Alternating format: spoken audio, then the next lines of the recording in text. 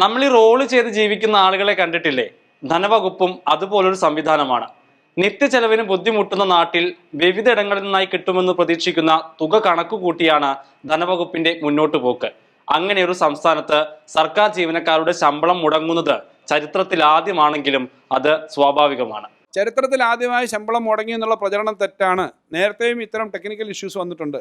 പക്ഷേ ചരിത്രത്തിൽ ആദ്യമായിട്ടാണ് സംസ്ഥാനത്തിന് തരേണ്ട പണം കേന്ദ്ര ഗവൺമെന്റ് തരാതിരിക്കുന്നത്. കാലിയായി കിടക്കുന്ന ട്രഷറി സാമ്പത്തിക വർഷത്തിന്റെ അവസാനം പ്രതീക്ഷയർപ്പിച്ചത് കേന്ദ്രത്തിൽ നിന്ന് ലഭിക്കേണ്ട തുകയിലാണ്. വൈദ്യുത മേഖലയിലെ പരിഷ്കാരത്തിന്റെ പേരിൽ ലഭിക്കേണ്ട 4600 കോടി രൂപയടക്കം കേന്ദ്രത്തിൽ നിന്ന് ലഭിക്കാനുണ്ടായിരുന്നത് 13000-ഓളം കോടി രൂപയാണെന്ന് ധനമന്ത്രി പറയുന്നു. ജീവനക്കാർക്ക് ശമ്പളം നൽകാൻ ആ പണവും പ്രതീക്ഷിച്ചിരുന്നു ധനവകുപ്പ്.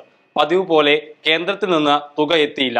സംഭവിച്ചതോ 5 ലക്ഷത്തോളം വരുന്ന സർക്കാർ ജീവനക്കാരുടെയും പെൻഷൻകാരുടെയും തുക മുടങ്ങി. അത് പ്രസവിക്കാനുള്ള ദിവസം അവസാനത്തെ 2 ദിവസം അതിന്റെ ഒരു പോക്ക് ശ്രദ്ധിക്കണ്ട. അതിങ്ങനെ ഓടി ഓടി നടക്കും. എന്നിട്ട് ആളൊഴിഞ്ഞ ആരുമില്ലാത്ത ഒന്നുമില്ലാത്ത ഒരു സ്ഥലത്ത് പോയിട്ട് പ്രസവിക്കും.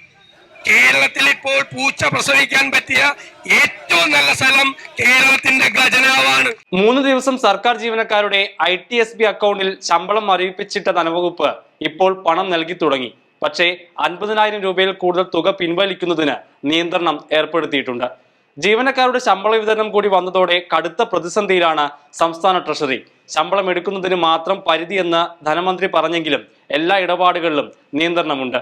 നിലവിലെ പ്രതിസന്ധി മാത്രമാണോ അടുത്ത മാസവും ശമ്പളം മുടങ്ങുമോ എന്ന ആശങ്ക സർക്കാർ ജീവനക്കാർക്കുണ്ട്. പുതിയ സാമ്പത്തിക വർഷമായതുകൊണ്ട് തുടക്കത്തിൽ തന്നെ കടമെടുക്കാനും ബുദ്ധിമുട്ട് മറികടക്കാനും കഴിയുമെന്നാണ് ധനവകുപ്പിന്റെ കണക്കുകൂട്ടൽ.